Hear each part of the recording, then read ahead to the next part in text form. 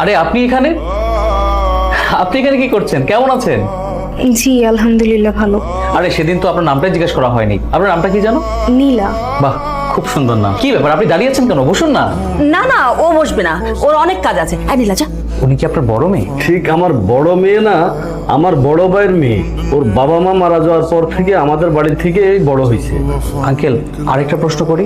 আমার যেটা মনে হচ্ছে শিমুর থেকে নীলা বড়, তাহলে নীলার বিয়ে না দিয়ে শিমুর বিয়ে দিতে চাচ্ছেন? নীলার তো বিয়ে ঠিক হয়ে গেছে, সামনের মাসে 5 তারিখে ওর বিয়ে। আঙ্কেল, আজকে তাহলে আমরা উঠি। তোমরা তো চা নাস্তা কিছুই খেলে না। আসলে জরুরি একটা কাজ আছে, চা নাস্তা না হয় আরেকদিন খাবো। আজকে আসি। আসসালামু আলাইকুম। ছেলের বিষয়টা নিয়ে আমি অনেক খোঁজ খবর নিচ্ছি। ছেলেটা অনেক ভালো। দেখো না, অল্প বয়সে ওকালতিতে অনেক নাম করছে। তার সাথে যদি আমাদের মেয়ের বিয়ে হয়, তাহলে আমার মেয়েটা অনেক সুখে থাকবে, আমাদেরও অনেক ভালো হবে। কিন্তু আমার মনে হচ্ছে ছেলেটা আমার থেকে নীলাকে বেশি পছন্দ করেছে। চলো তো মা। শিমু, ছেলেপক্ষ চলে গেছে, আমাদের শিমুকে পছন্দ করেছে। পছন্দ করার সুযোগই তো তুই দিলি না। তুই তার আগে চা নিয়ে হাজির হলি। তোকে আমি নিষেধ করেছিলাম না, শিমুকে দেখতে আসলে তুই যেন সামনে না যাস। তুই আমাকে থাপ্পড় মারলি? আমি তোর বড় বোন শিমু। আমার বড় বোন রে, আমি তো তোকে এই বাড়ির কাজের মেয়ে মনে করি। তোর কারণে যদি আমার বিয়েটা ভেঙে যায় না, তোর খবর আছে একদম। জি বলুন, কি বলবেন? সেদিন আপনার চাচা বলল সামনের মাসে 5 তারিখে নাকি আপনার বিয়ে ঠিক হয়ে গেছে। ছোটবেলায় আমার বাবা মা মারা যাবার পর থেকে চাচা চাচি আমাকে বড় করেছেন।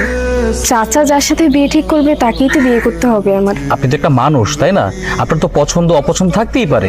এতিম অসহায় মেয়ের পছন্দ অপছন্দ থাকতে নেই।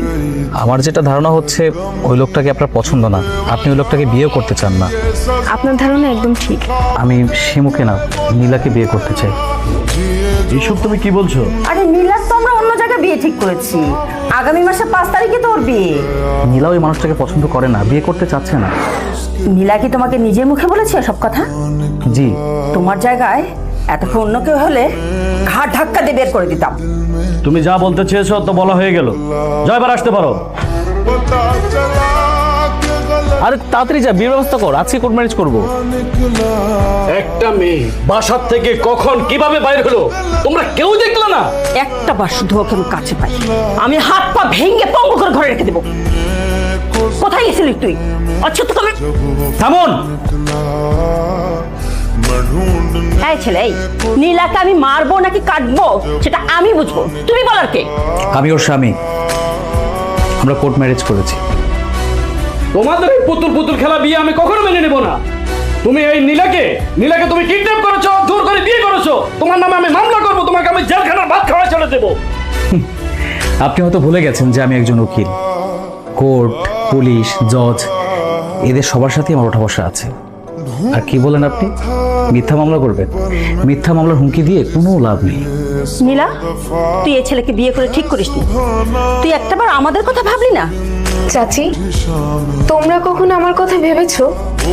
ছোটবেলা থেকে শুধু আমার উপরে অন্যায় অবিচার করেছো, আমার উপরে অনেক অত্যাচার করেছো, সব সময় আমার সাথে কাজের মেয়ের মতো ব্যবহার করেছো। তোর জন্য এই বাড়ির দরজা সারা জীবনের জন্য বন্ধ।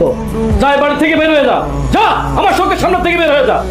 जो कभी जीने की वजह निकला, मैं ढूंढने जो कभी जीने की वजह কি ব্যাপার, আবার ঘুরে আসলে কেন? पता चला कि गलत এই বাড়ি থেকে যদি বের হতেই হয়, আপনারা সকলেই বের হয়ে যাবেন।